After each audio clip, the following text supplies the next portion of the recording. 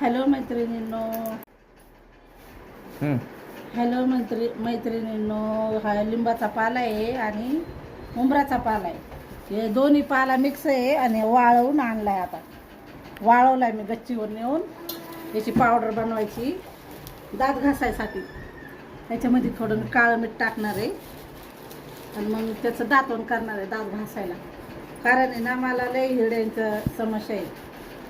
काही पण हिरड्या दुखत्यात, दात किडलेत. त्याच्यासाठी ना मला हे पावडर करायचं आहे. तसं मला कोणी सांगितलं नाही, हे माझ्या मनानंच करायले.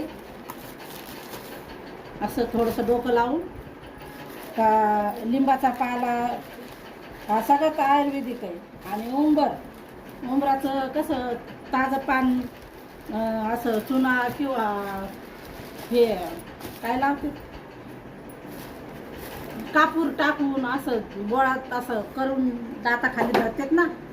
तर मग असाच विचार केला मी का करावा आपण याची पावडर वाळून दात घासायला रोजच्या. म्हणून पावडर याचे फायदे काय? त्याचे फायदे खूप काही आहे. आता नंतर तुम्हाला सांगाल. तर नाही ना, दात चांगले राहते, हिरड्या मजबूत होत्यात. त्याच्यासाठीच मी करू राहिले. तुम्ही बी करा एखाद्या दिवशी.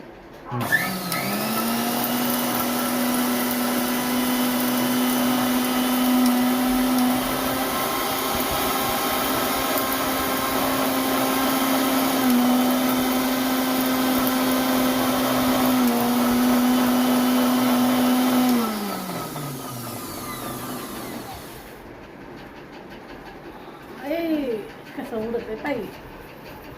जेव्हा काही अशी पावडर करायची झाली, याची मस्त पावडर. आता ही हिला आहे ना, आता अशी मस्त मी चाळून घेणार आहे.